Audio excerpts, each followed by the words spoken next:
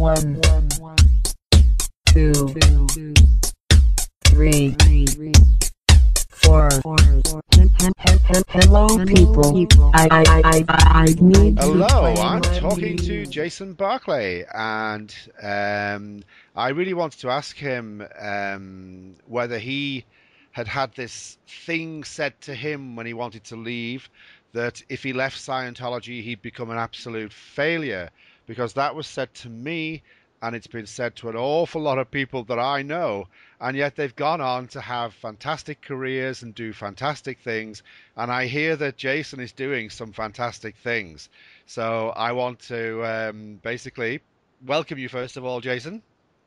Thank you. Yeah, it's good to talk with you. Yeah, you too. And what fantastic things are you up to? Well, yeah, right now it's a pretty exhilarating time in my life. I never really thought I would get this far along. I have a book coming out, which, per all my reviewers that have read it, it's apparently has enough potential to compete with like the Harry Potter type books and stuff out there by quite a far margin. And I have like this whole complex marketing thing, and I have a lot of friends that are activated chosen ones that are going to help me get like my goal of 2,000 Amazon free downloads for this whole these all these tricks where Amazon then starts marketing your book for you when you raise the price. And um, it's just really exhilarating. I also have films I'm working on producing. Um, my own version. I'm calling it Escaping the Master. I want it to be like the movie The Master, but more behind the scenes and like just really 007, just engrossing, crazy. And I have a few friends now that have red cameras, and Hmm. we're putting together a production company. And I've got a lot of writers. As a director myself, I can get someone who quote unquote never acts to deliver just a realistic performance just from how much shit I've been through and how my own 15 years of directing and acting experience. And um, I don't. It's just really exciting times where everything is like, um, really starting to really take off. Yeah, that is fantastic, and I'm really happy for you. I was looking at somebody had a photograph of what the book would look like earlier Yeah. today. I saw that on Facebook. Yeah. So how long did it take you to do that, by the way? The writing it or packaging it. The writing it, and were you involved in the packaging as well? Yeah, a lot of those guys are from Fiverr.com, which most of the time is awesome. Sometimes, it makes you want to beat your head against the wall. But like the art for the cover of the book was $30, which was great. Yeah. Um, and packaging the book itself was $5. Like just titles and stuff was $5. And creating like the both websites I think was $40. It's like a couple of bucks here and there, and then all of a sudden I have, um, you know, a, a a Twitter site, Facebook site, website that's getting worked on, and then like people do tricks where for $5 they'll give you 7,000 followers or five, you know, 5,000 likes or whatever, just so that when you start you can appear to be really, um, popular and all that stuff, and then people that are, um, you know, college students after $5 they'll post Yeah. 5,000 flyers around their school, and there's Yeah. just a lot of amazing people out there that Yeah, can I do. think that's fascinating how you can do that today. I was talking to somebody earlier in a completely separate thing about the music industry and how that has changed. How back in the 70s you had to get a record deal, otherwise, you weren't going to go anywhere. And I'm starting to get an idea talking to you that maybe that writing's gone the same way as well. That you don't need to get the book deal as you used to do. You can go another way. Yeah, no, Um, I don't like going to normal book dealers at all because, for example, the Harry Potter series had a 10-year delay between the book's finish and release for the marketing campaign wow. and all that stuff. And then, yeah, also my book, it has a lot of stuff that's against the powers that be. And when you go through normal publishers, they get big investors that are part of the powers that be. So there's no way you can really make and release a book with deep messages and meanings and inspiration if you're part of the quote unquote system. Yeah. And do you think could they put pressure on you to change certain parts of the book? Oh, yeah, of course. I mean, a somewhat small example is Rowling. She wanted the books to be three books, and she wanted, Harry to hook up with Hermione, and the publisher made her turn it into seven, and made Harry not hook up with Hermione, stuff like that. And she said in an interview that she had wanted to put more messages out there, but she just couldn't. And it's kind of like up to your own like imagination what that means. Um, Right, yeah. No, that's fascinating. And but again, it comes down almost to freedom of speech issues to a degree, doesn't it? exactly. Yeah. So that's Yeah, it's like amazing. what's the point of like writing like a book that you hope is going to do really well if it doesn't have a benefit to the reader besides some great entertainment. If a reader or an audience member doesn't leave a piece of work or film or book somehow more inspired, more educated, then to me it was like just for me a waste of art. Not to say Absolutely, uh, yeah, yeah. And how could you live with yourself if you know that you'd actually changed it for money? You'd sold out yeah. basically. Yeah, yeah. Yeah, you could become a millionaire, but you'd be like depressed as hell. Totally. So, is the movie I don't want to say industry, but is the movie business also like that in that you can go out and you can make your movie like I don't know if you saw the Stephen Mango documentary thing that he did, like that seemed to be talked about and then done in a short time space, and then people were watching it and people were criticizing it and praising it and what have you. Do you think that there's also a market in movies for this? I don't want to call it do it yourself, but you know what you know how I mean, that this new way of doing things. Yeah, actually, I think the indie field has just been, amazing in the filmmaking world. I don't think it's quite I don't think it's close to surpassing the big boys yet, but it's ginormous, and a lot of networks and studios they have open specs where anyone following the specs could shoot a movie, TV pilot series, and submit it to them to see if they'll plug it in and throw it on their station. Mm. And yeah, filmmaking in general. I mean, technology has just become so much more available than it ever has before. Computer editing systems are getting a lot more powerful, a lot more cheaper. And right now it just really comes down to talent and whether or not people can do what they say they can do, and if they're actually good at it. And finding those people is really the only hard part about filmmaking. Yeah, no, I totally agree, and I think it's wonderful that anyone with a laptop can actually, pick up and do it in their own backyard. It's almost, for me, it's a bit like the punk rock days when anyone could pick up a guitar and form a band. It's so Yeah, similar, it is. and that's what I was talking about earlier with somebody about those days and that spirit of enthusiasm and freedom and creativity that everyone seemed to have. And it has to be encouraged. So, how is the movie coming along? Well, right now it has a backseat to the book, Okay, but I've already met one or two people that uh, uh, decent sized independent players that want to help me produce it. excellent. Um, and and as soon as the book's done, I'll be finishing up the script in time for some major script festivals that, if it does well, then they'll help produce it.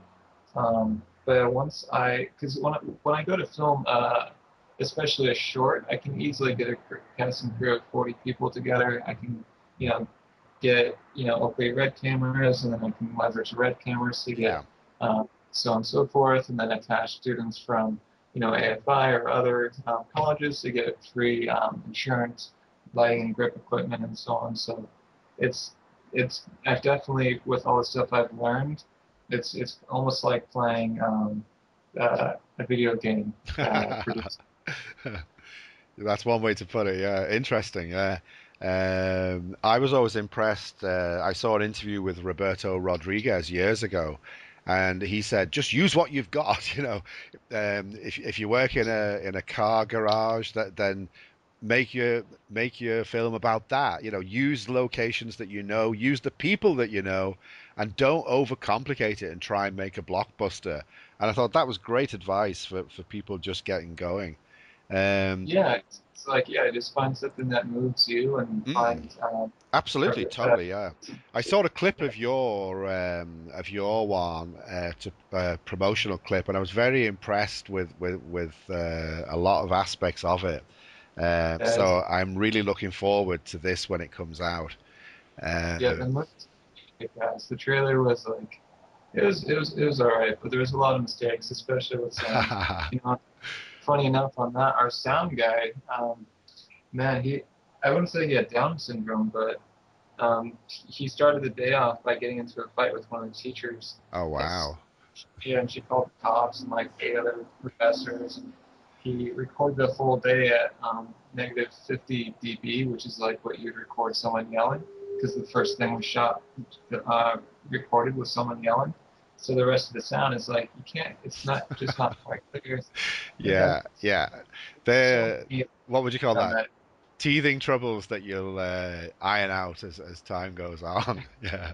Yeah, You see, like the interesting thing is though, as the person making it, you will be aware of every little thing that's wrong, and yet yeah, somebody watching it as like a viewer or a spectator probably wouldn't notice half of those things and just enjoy it for what it is.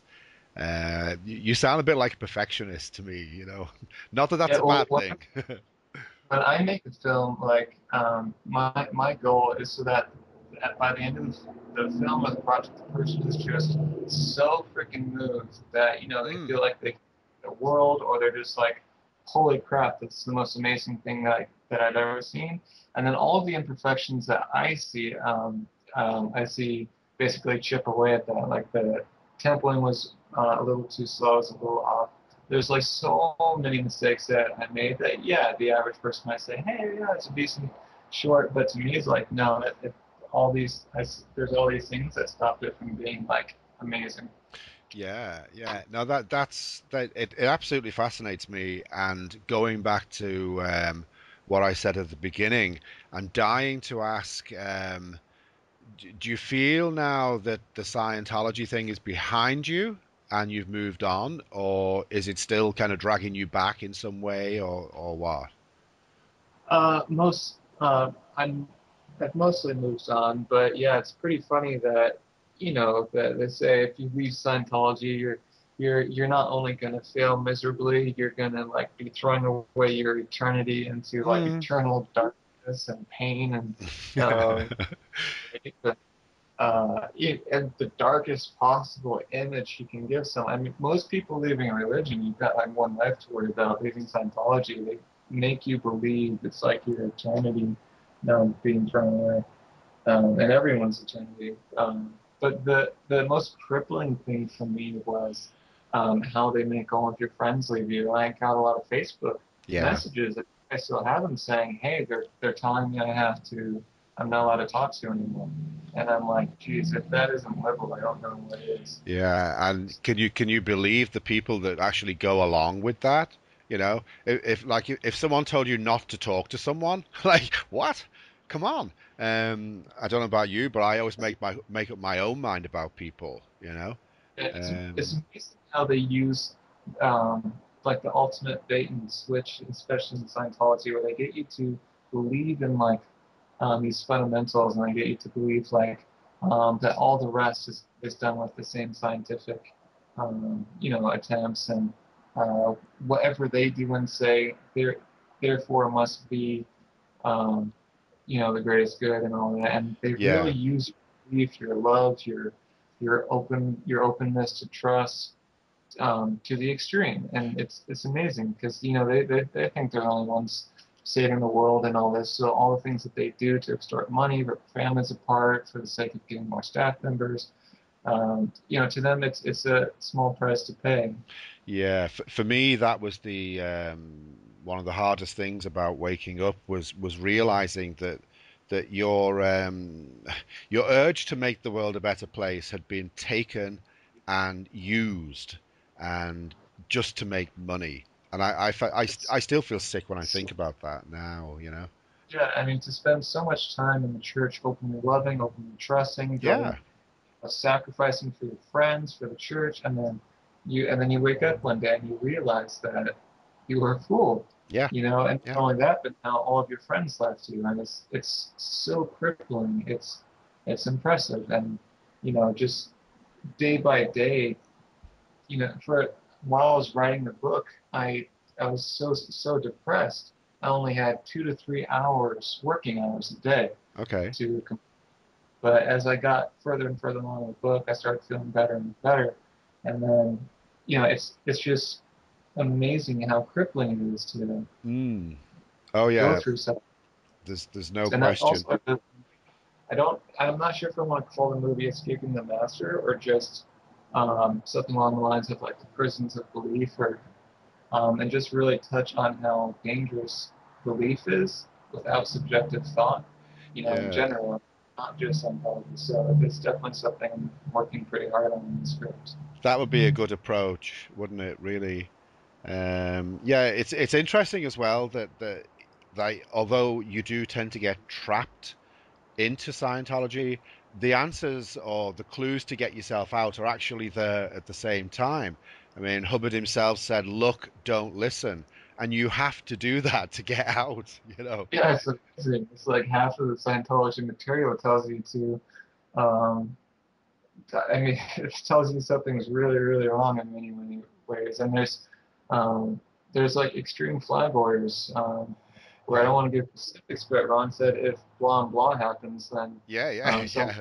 and it's like, holy crap, Ron said that. And then, Yeah, that always makes me laugh. Like it actually tells you what to do when things start going wrong, like they are, and no one's doing it. Yeah. well, yeah, that one is like a little too extreme, but at least, yeah, you should be doing like these lesser gradients of, fighting back, Of and course, it's yeah. amazing. Yeah, but you I mean, can't. it's I just mean, you can't. Like I've heard of people who've written knowledge reports, like thousands of them, and they go nowhere. So the inbuilt safety system actually doesn't work, or it works up to the point where a person is ethical, and that's when it falls down. When your superior is just throwing your reports into the bin or shredding them, then that's it. yeah, It stops at that but point. it's obviously much worse than that, where it's like they know they're violating all this stuff, and you bring up what about policy blah, and they're like, yeah, we don't apply that. Yeah. How long were you actually in total? I was for 2.5 years. In the first 6 months, I finished a pretty big course called the OEC Zero course. It's like 700 beefy pages teaching about all the basics. I know it. Uh, Yeah, yeah. I was like only one of the executives that finished it, and I was like, holy crap, this is a really bad. Because everyone that finishes this course or finishes the PTSSP course ends up getting really pissed off and pissed out, blows or fights. It's like Yeah. it's almost like in the church studying what the founder wanted is almost considered a bad thing. Yeah, exactly. Did you ever write any knowledge reports in your time? Oh, tons. When I left, I wrote like an 8-page knowledge report or something. And I sent telexes straight to David Miscavige and straight to top executives at Flag, Uh-huh. stating mostly about the policy where two policies where Ron says like no memberships, and we have the IAS extorting lots of money. And another one where Ron said like no fancy buildings, just keep it humble. Yeah. So that Yeah. you can pay for staff. And then the other one where it says like people trying to go up the bridge, leave them alone. If they're slow, you can do one of 9 things, and then you see that they're just arbitrarily extorting 40 to 50 grand from OT7s and Yeah. other people. But yeah, I don't think anyone read it. I was probably like security probably went to everyone's. I put them in everyone's in basket. I didn't like route it or anything. The security probably ran around the whole base saying he's an SP. He went, you know, nuts, type 3. Don't read what this crazy guy says. Yeah, that's what happens. I just thinking back. I mean, it's years since I was in, but I remember when I did write knowledge reports, I was actually afraid writing the knowledge report and handing it in. It's so wrong. I know, and like I wrote, my senior, she like the CO pack based crew, she was like almost an SP. She's a really nice girl and you just talk to her, but she was under so much insanity and pressure that she acted like, uh, raging tyrant a lot of the times and how she Oh handled her yeah, staff. yeah. And I wrote a not she wrote an online report on me for I don't remember what it was, something like I didn't stay up all night working on something, and I just quoted policies, and she got so pissed. You know, it was funny because I wrote that knowledge report and I went straight to isolation, right? Because I Wow. was also sick at the time, and I'm like, hey, this is cool. Hopefully, isolation will give me like a protective bubble from her wrath. And no, she stormed straight to isolation. She was gonna rip my face open and do whatever she could do. And luckily, there's ethics officer there who actually knew policy that wouldn't be there for long that stopped her. Um, but yeah, it's crazy. It's like the worst thing you can do is write up a factual knowledge report. And That's right. Yeah. they don't write knowledge reports. They do these blast smear campaigns over like their what they think they observed you do or what they heard you do, and they smear it to everyone on the four corners of the face. Yeah. And it's and the ethics officer never comes to you, but boy, do you get screamed at anyway. And it's like, Jesus, what the hell? What kind of hell system is this? I know. The fail safe fails. What is when you say isolation? What do you mean by that exactly? Oh, it's basically there was like a flag order that if you get sick, you have to go into isolation, which is basically a designated room for people that are sick, Oh, so they okay. can just assist on each other and rest and so on. But on the base, it's considered that everyone getting sick and going to isolation is just trying to make themselves right and others wrong, so they don't really supply it that well with vitamins or clean blankets or cleaning materials or Uh, forks, sometimes toilet paper, and it's crazy. yeah. Oh my God. Do you know, like, I was only in for a short time and I was only outer org staff. But do you know, it really was just as crazy. You know, when I think about it now, we certainly didn't have stuff like USO guys had. But I mean, oh my, how did we put up with it for so long? You know, um, Yeah, I don't know. When you look back on it, it seems like a complete joke. And when you're in it, it's amazing how everything, every time you're like critical about something, it's because you're taking on the veil of a suppressive person. And if you notice something wrong, it's your fault. It's like amazing. The mind fuck that they do is I know, impressive. yeah, It's like Houdini style, where everything that you see wrong is your fault. yeah, Um, yeah. It's like when you said just there that you're making yourself right and everybody else wrong. I mean, the number of times I had that said to me, and all I was trying to do was root out properly. and And like one of my favorite things my seniors would always say to me is they had is like a 30,000 point weekly cleaning and maintenance check. That's totally impossible. Whoa, are The you serious? professional, yeah, professional companies estimated 20 full-time professional union people to be able to handle this checklist. And it's my senior would tell me only one thing: do your fucking checklist.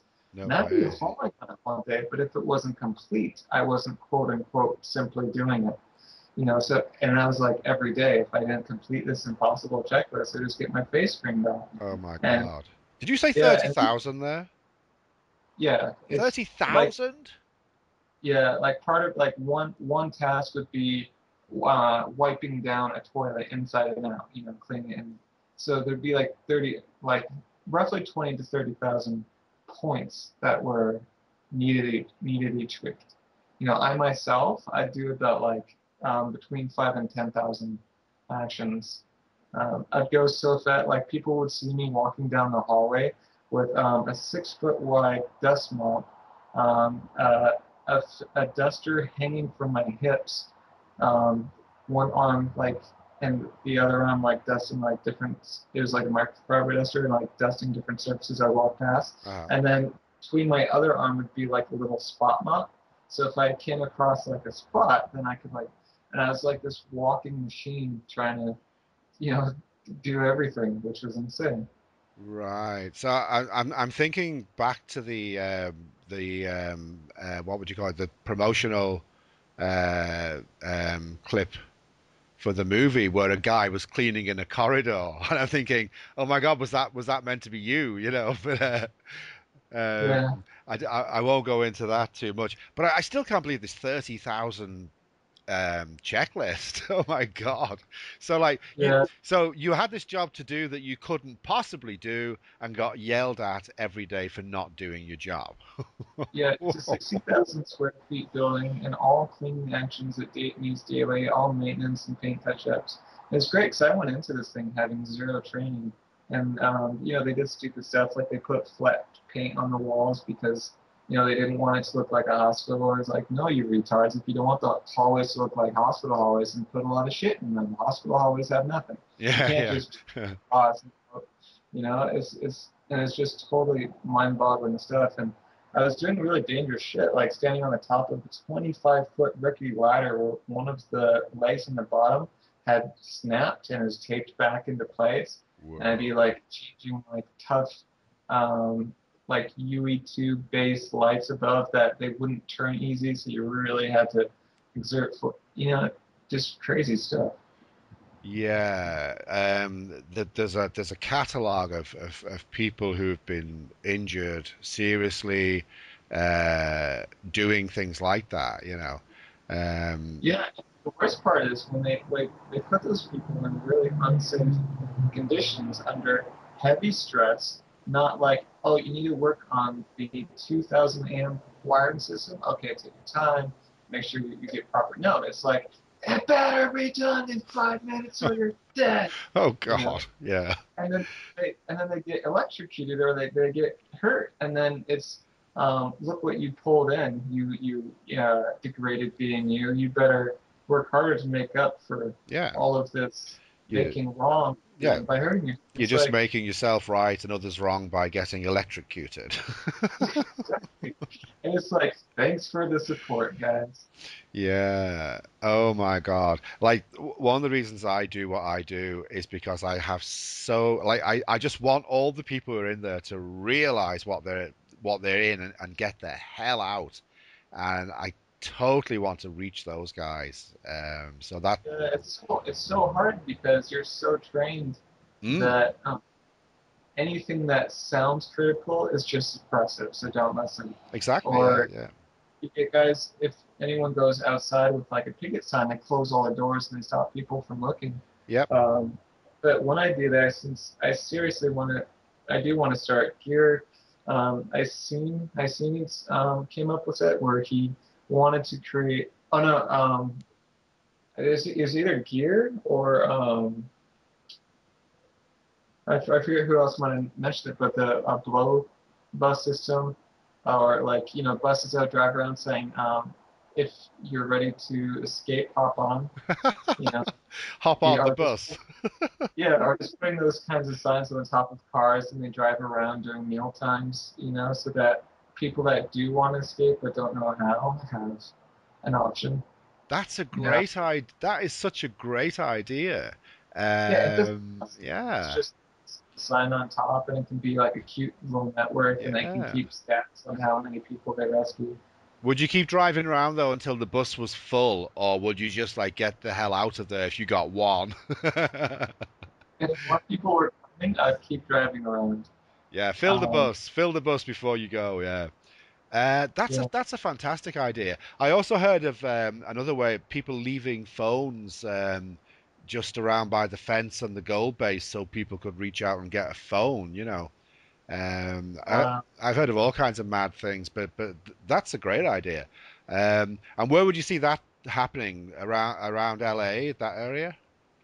Around every major Sea Org complex, like around the Big Blue, Flag, and other. Okay, Um, yeah, yeah, I don't, that's a good idea. I could see that happening internationally, yeah, if people had the time to do it's it, really, yeah, I don't know about the gold-based people because they're in like, barbed wire spacing in and all that. Yeah, that's the way it was built, apparently. Yeah, Tommy Davis said that in an interview when they asked him about it. Did you hear that one? Yeah. Yeah, how come the spikes face inward? And he just looked and said, "That's the way it was built." Yeah, okay, okay, Great. yes, I wish that was a retrofit. I wish it wasn't like, oh yeah, we know people are going to try to escape. Let's just build it with that idea from the get-go. yeah. I don't know what will happen with Gold Base. I really don't. And I hate to think because if I ponder on that, I just get these bad images, reminiscent of the Waco siege and stuff like that. Because I know I would never have believed it when I was in, but now that I'm out, I could see that it might go that way. I don't know. I'm just speculating here. I don't know. That's also what I really want to do, the escaping the master or police movie, because I just have this vision where if it's so unbiased and so based, it like names a policy and it shows the mind fuck. That's Mm. just so like you know, honest and straightforward. And it does well enough, and hopefully it'll get enough people that are family members to see it. And then when the Seared people have their day off, they can see it. And if enough people see it, then, hopefully there will be like, at least more pressure, more people leaving, or best case scenario, like a total uprising from the inside. Yeah, that would be interesting now, wouldn't it? Yeah. That's my dream. Yeah, but you just don't know. I think we're at that point now where almost anything could happen, you know. Yeah. Uh, Yeah. I totally believe that we are seeing the last days. Like reopening the Big Blue. That's a joke. I mean, didn't they reopen that 2 or 3 years ago? I mean, what's going on there, you know? Yeah. How many times can you reopen the same building? But Yeah, and it's like they're not even thinking for themselves. They like when they just opened LA Org with me at the helm. They gave me two staff. One was previously homeless. One was a previous drug dealer. And it's like, guys, if you're not even gonna take care of your estates force, just forget it. yeah, Just forget it. Amazing. yeah, no, it is flabbergasting, really. But I don't know. I mean, hopefully we'll see everything put right. Hopefully, but again, speculating on the end, I don't know. I think we're just going to have to wait and see what happens, really. Oh Well, my. I really think that Miscavige should refile everything under miscavigology because like I get the whole like freedom of religion and everything, but if a religion is clearly violating, just dozens of core tenets and policies of religion, can they really say they're that religion anymore? Like Absolutely. Yeah. if Christians start having everyone pray to Buddha, can they really say they're a Christian? Like, shouldn't they have to refile as a Buddhist temple? Yeah. So like, No, sign that's interesting. All right. Yeah. Yeah, I mean, it seems logical to me, but like, fucked if I can understand the legal system. Well, even something simple like the United Nations Human Rights Charter, which I think from memory is about 30 different points, and I'm pretty sure Scientology violates most of them. 29 are out of the 30.